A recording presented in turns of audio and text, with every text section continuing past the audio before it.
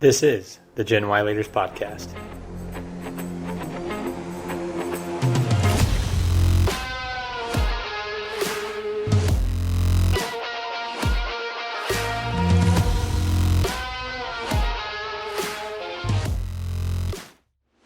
Welcome to the Gen Y Leaders Podcast, where we guide millennials to become the next generation of business leaders and entrepreneurs.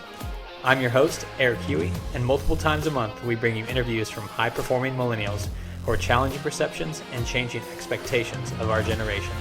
Our mission is to help you overcome fear, take action, and go confidently in the direction of your dreams. It's time to start preparing now, mainly because 10,000 baby boomers are retiring every day, which will create a vacuum of career opportunities that you've been waiting for. Will you be ready?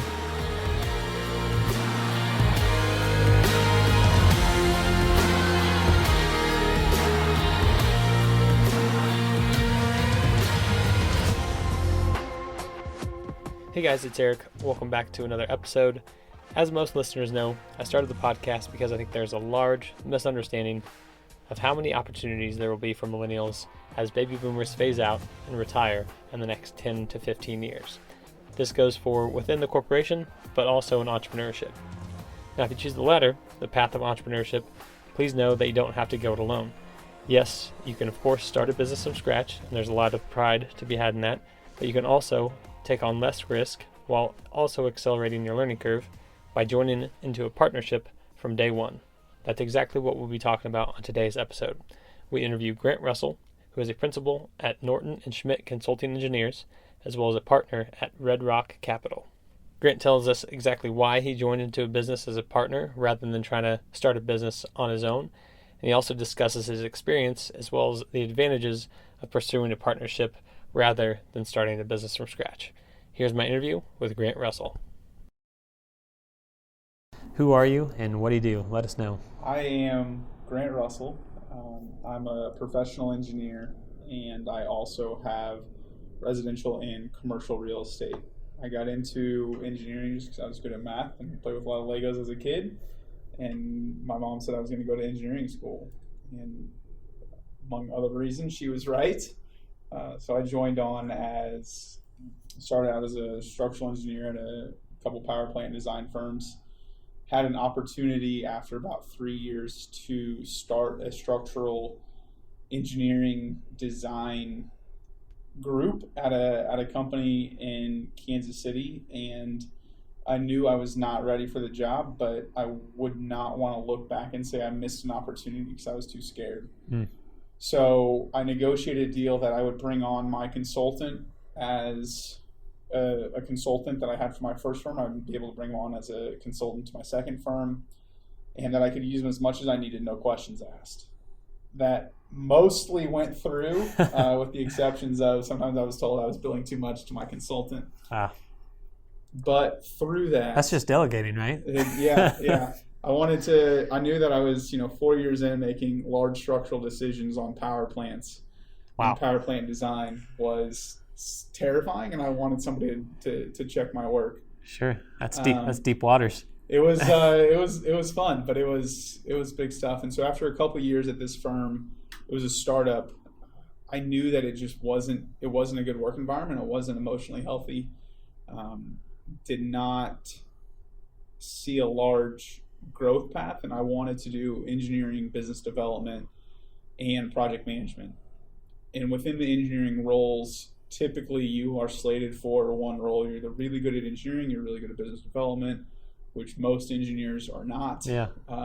Then you don't really get to branch out very far. And so I knew that I wanted all of those things, and that I was in a firm where I couldn't do those things. And so I wanted to leave. And so I found a company called Norton and Schmidt, which is a super interesting model because we have 12 owners in the company, and each person is 100% commission as a partner. Yeah. And so we each have our own book of business. We have our own clients, and we pool resources for secretaries, building maintenance, utilities, and software, etc. throughout the company. And so we each have our own expertise and our own clientele that we work with. Yeah, that's really cool. The partnership model intrigues me a lot, and that's a big reason why I wanted to have you on the show. As we were talking before that we started recording, I think there's this misconception for a lot of entrepreneurs starting off that they have to go it alone. But there is this partnership model out there that we're going to talk about today. Before we get to that, why entrepreneurship? Why do what you do versus anything else? Yeah, and that's a question I think I struggle to answer every single day. Struggle in a good way, because I think there's so many different whys, and trying to pinpoint one. I've read Simon Sinek's book of Why several times, and to find one why, I think, is always to me it's always changing.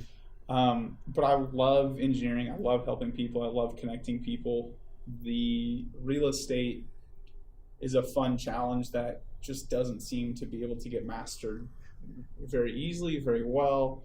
There's always something changing in there, but I enjoy working with the clients and the people that I deal with, and I enjoy clients being friends and vice versa. And back in the corporate world, there was none of that, where half of my coffees, lunches, happy hours are with friends / clients, and clients become friends, and friends become clients. And being able to connect people to good opportunities, or help clients connecting clients to other people that are in my network, is fun for me. Yeah. I get a ton of satisfaction out of people asking me for help in areas that aren't my expertise, and me being able to refer a friend, and them hiring the friend, or them saying, thanks for making that connection, they helped us out here. So I would say that's probably the why is the connecting people and enjoying the people that I get to deal with. And if I don't like them, I fire clients. I don't want to deal with people that, if I see my phone ring, I don't want to cringe. Right. Life's too short for that. And I work with a ton of friends and clients, and my day switches all the time. Right. You have that autonomy and control. For sure. For this partnership model, could you do another kind of brief overview of kind of basic operations of the split? I know you mentioned just a few minutes ago that you're all 100% commission, right? And then kind of pool resources other than that? We are, yeah. So all of my business ventures, I think I've got 4 or 5 different LLCs. They're all the partnership model. What I would call my technical day job as an engineer at Norton and Schmidt, or a partner at Norton and Schmidt.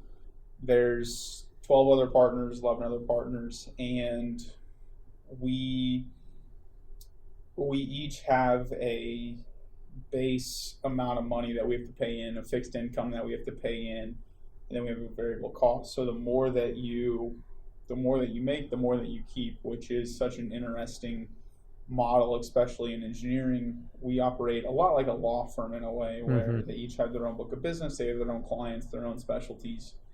So with that, I've been able to develop my own book of business within the firm over the last, I guess, just 2.5 years that I've been there, and really just work through some of the clients that I've got, and being able to help them and work with them on their existing commercial buildings. And so my specialty within the firm is working with existing commercial buildings and helping property managers, building owners with their properties in their existing buildings, and roofing, waterproofing, concrete restoration, masonry repairs. And so there's a lot of buildings in Kansas City that are extremely old and dilapidated. And so that's kind of the niche that I have found within the company. And so we each bring our own resources to the company. We each have to pay a certain amount, but what I really appreciate with the company is that if you are a go-getter and you want it to do well, that you can reward yourself. The good thing about that is I've done really well, and I was the 4th highest producer within 2 years. The bad thing about that is I can work as much as I want, and as an overachiever, I like to keep moving. And so congrats nonetheless, fourth highest. That's awesome, man. Appreciate it. Yeah. So I guess the commission is uncapped then, but you have a fixed cost going into the pool, so to speak. Right. So I pay I think it's about $20,000 a year And that covers professional liability, that covers building maintenance, paper, software that we use in-house, covers any building expenses that we incur, and some minor staff expenses is what we kind of pool together. And then the theory behind the variable expenses that we've got is, if you're billing more, then you're exposing the company to more risk. So you take on a higher professional liability, and you're using more of the company's resources in terms of our accounting office. We're using more of them to produce billings, to produce invoices, to help keep track of where you are in certain projects, how much you've spent, how much you're charging, et cetera. So you're using more of the company's resources, and it's not a perfect system, but it seems to work well. In terms of the 12 partners, was it just good timing and everybody joined up at once, or are people kind of coming in and out of the business however often they need to based on skill set? Yeah, great question. So the firm started with just 2 partners, and then as they started to retire out, they sold their shares of the company. I don't know how the valuation works, but they sold their shares of the company. And so another interesting thing about our company is that the partners that are there have to start selling their shares of the company at Social Security retirement age. And that's changed over the years, but they have to sell their shares start selling their shares over a 10-year period back to the current partners of the firm. Okay. And when I joined, I'm the youngest partner. When I joined, their average age of the partners was 63.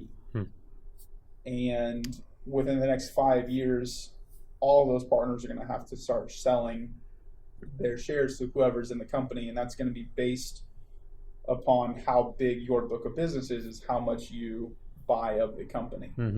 And so that intrigued me, that in order for them to do well, they need to keep business in the firm. If they want to get a retirement payout, they have to keep the business in the firm, or if they don't and the firm becomes essentially devalued, then I'm buying more shares at a cheaper cost without having to pay for it. That makes sense. So that's another interesting aspect to our model as well. Sure. Yeah, I like what you said. So the age component is a big reason why I started the podcast, because I feel like there's this certain amount of succession planning that's not really occurring in a lot of businesses. Millennials are still kind of thought of as the young people in most businesses, but the oldest millennial this year is 36 years old, and that's not exactly like a young spry chicken. So I think to your point, there needs to be some transitioning going on. So I'm glad to see that's kind of actively happening within your partnership. There is, yeah. The younger partners, the ones that are 45 and under, have really started to figure out, what does a succession plan need to look like? And I've got a small business coach that I meet with once a month, and he also does succession planning, and it's crazy that the gap, especially in our industry, is about 30 years. Yeah. There's not many people in our firm there's 5 of us under 40 probably. That's crazy. Maybe 45. And so it's, what is that? How do we as a younger generation want to build the company, want to take the company?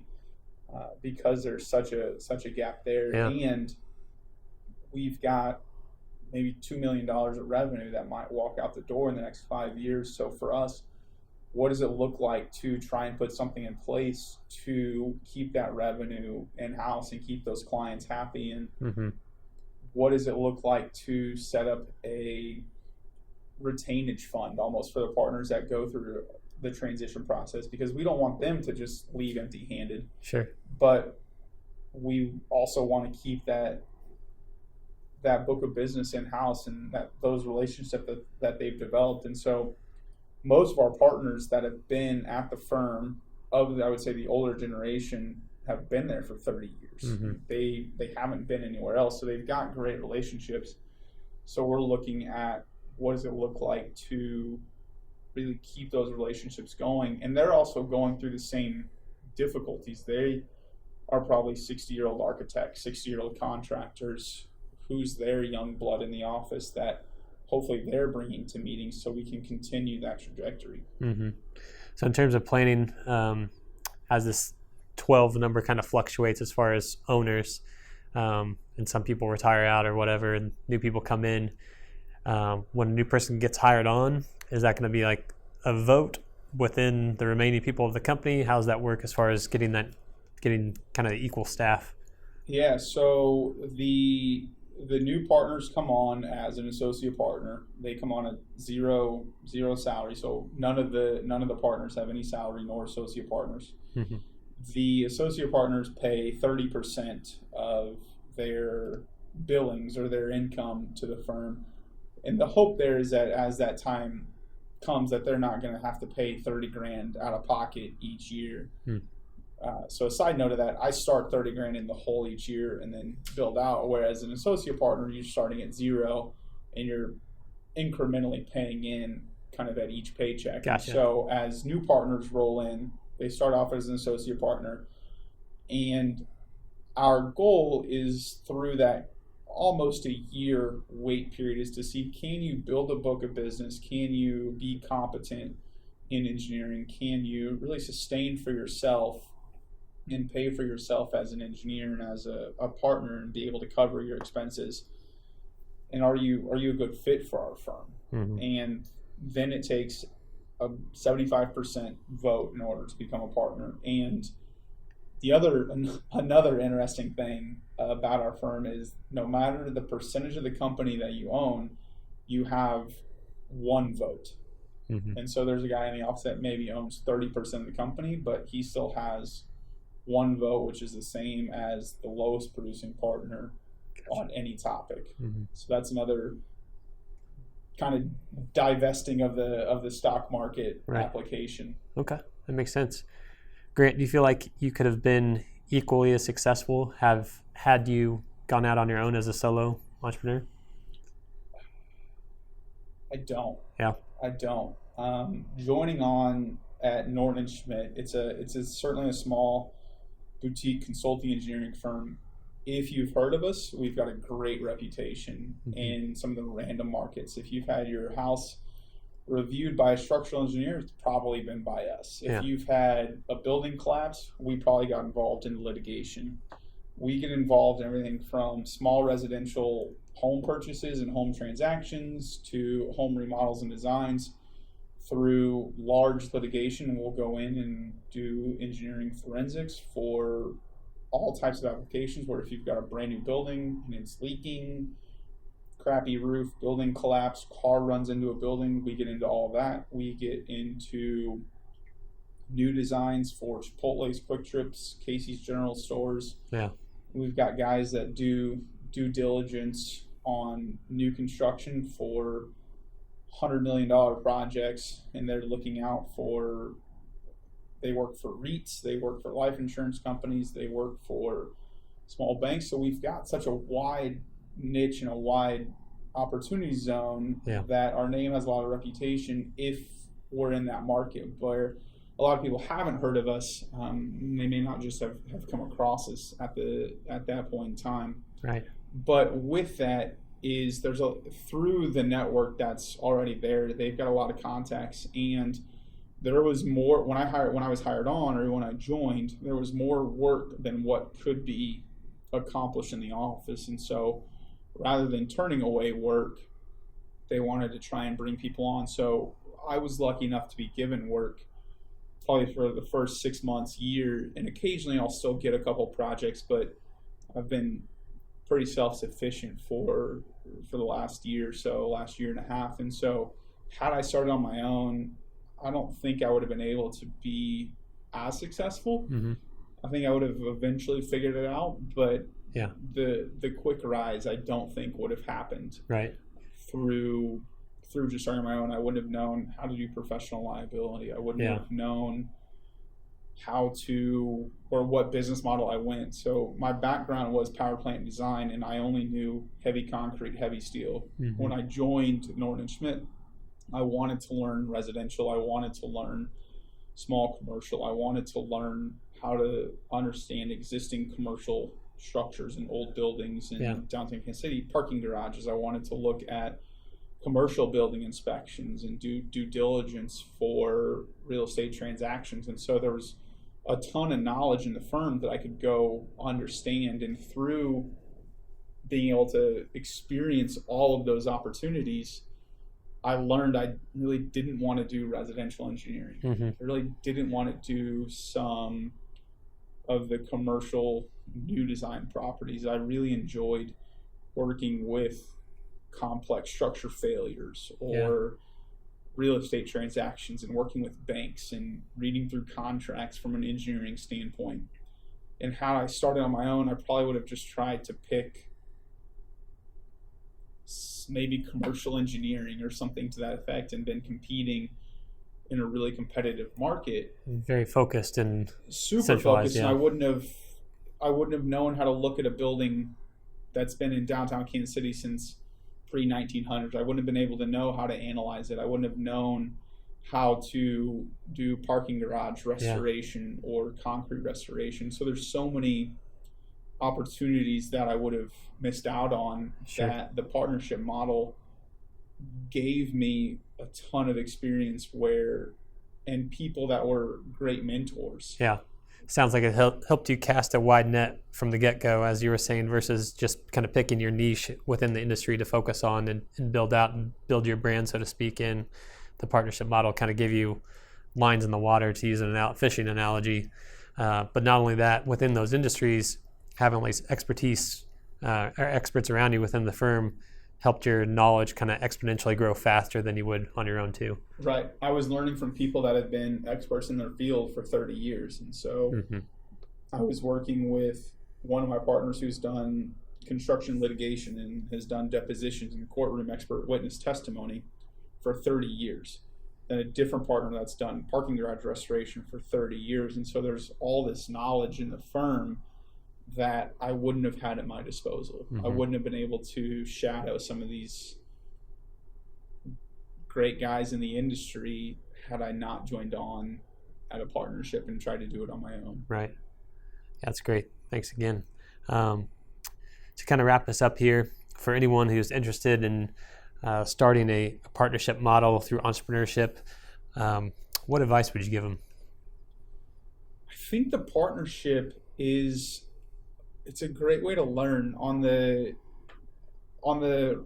real estate side, you've got people that are quick to spend money or quick to save money or quick to see that it's always going to be green and that you don't have any issues. And then you've got people that are like, it's always, horrible. And so on the real estate side, you're really kind of helping weigh each other's growths and aspirations and vision of the same project. And so you can look at the same situation and help talk people into or out of different situations. And so on our commercial project, I love my business partners. They're great. A lot of them one of them is about trying to really reduce cost. And from the engineering side, I see a ton of people reducing costs on capital expenses or building new projects and really trying to pinch pennies. And then all of a sudden at the end of the day, they don't have a product that they like. And where from the commercial side, I'm learning, and I've got an architect who has really designed our space, and I'm definitely frugal for anybody that knows me, but when I'm talking more commercial real estate, I'd rather spend more money up front, because I realize that if the architect that's designing the space is going to be a tenant of the space, he's going to design a space that he wants. And most people like the forward thought process of the architect. So the cheapest portion of doing some of the design and construction is during that phase. So going back in and moving walls, or going back in and adding in more outlets, or going back in and changing something is a lot more expensive after the fact. And so when you've got a partnership, you can hear from multiple perspectives. And certainly there's a point where you get to an impasse and it's painful and you can't make a decision, but you can also learn. Everybody is an expert in a certain industry. And if you're smarter than everybody that you're dealing with, try and go be the dumb one in the room. Yeah. And learn from everybody else. And so kind of what I bring to the table is experiences that I have on engineering and dealing with existing commercial assets and dealing with buildings that fail and buildings that collapse or windows that leak, and saying, okay, let's spend an extra $100 on a good window, and yeah, that might increase our budget by $1,500, but our operating cost is going to go down by 20-30%. Okay, what's our pro forma look like for a 10-year projection, not just what's our capital costs? Mm-hmm. And so really trying to bring independent skill sets to the table, I think, is really beneficial. Right. And I've heard there's certainly a lot of things where partnerships can be difficult, and they certainly can be. But I think a lot of that is just learning how to deal with conflict. I think today conflict has such a negative connotation. Sure. But it's really just dealing with different perspectives. And I'm not always right. My business partners aren't always right. Yeah. But it's how can we each come at it with a different perspective to come to an agreed upon conclusion that we all think is going to be the best outcome. And once we have the best outcome, we move in that direction. And there's no, I had this opinion or you were wrong, and it's moving in the best direction for the company. And a lot of LLCs that people set up, they tend to more think of them about themselves, where if you think of the LLC as an independent business, as the IRS states it, what is the best decision of the business to move forward? And so thinking about it in that perspective really helps eliminate some of the personal aspect to the business. Mm-hmm. And so with the partnership that I have and the 4 different partnerships, it's helpful to have other people's opinions, because there's so many times where you just don't know what you don't know in the business world. And unless you have somebody that's gone before, has a different perspective, you could think you're making 100 right decisions and they're all wrong because nobody knows. Right. So what I got from hearing you say, and correct me if I'm wrong, but was, I guess, kind of concrete tips or advice for listeners wanting to do a partnership. One would be get in partnership with people who all have different skill sets would be one. 2, people who are forward thinking and kind of see the end result before even starting. And 3, being able to navigate or be comfortable with conflict. A couple questions just to wrap us up at a general level. What are some books or resources that have made a positive impact on your life or your business? So there's so many good books out there. Top 1, 2, maybe 3. I'll go top 3. Simon Sinek is great. He's got Why and Leaders Eat Last. Another book I love is Never Split the Difference. It's a negotiating book. Okay. And I think it's by Michael Voss. And I love that book because it just talks about how you can work with people in a daily basis. It was written by the ex-chief hostage negotiator of the FBI. Wow. It's a phenomenal read and super easy read, but it just helps you understand coming at angles from different perspective. And you are negotiating all the time, every day. Mm-hmm. And it could be with airlines, it could be with any business partner, but it's always about that. Another one is Fierce Conversations. And so it talks about how to remove yourself from the conversation. And a lot of times when you think about having a really hard discussion, you interpret what you think they're going to say, and then you build your ammunition against what you think the other person is going to say, and then you go into the meeting already mad.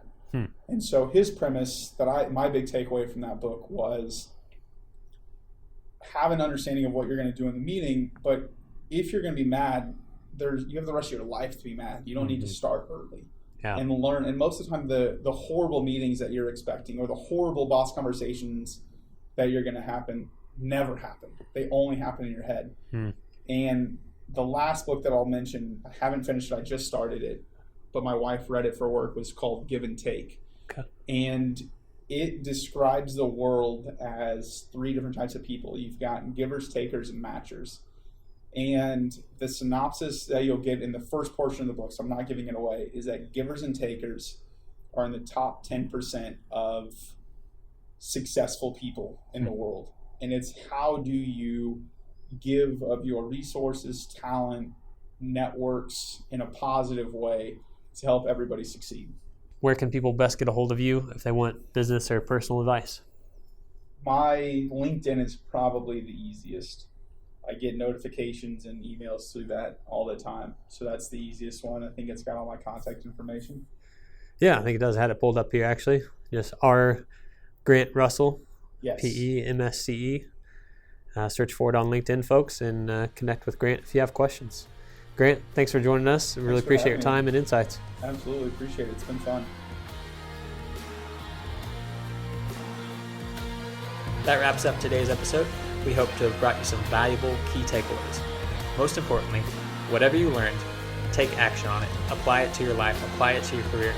Motivation and inspiration only come as a result of taking that first step. So if you're enjoying the podcast, don't forget to like and subscribe on whichever platform you found the show.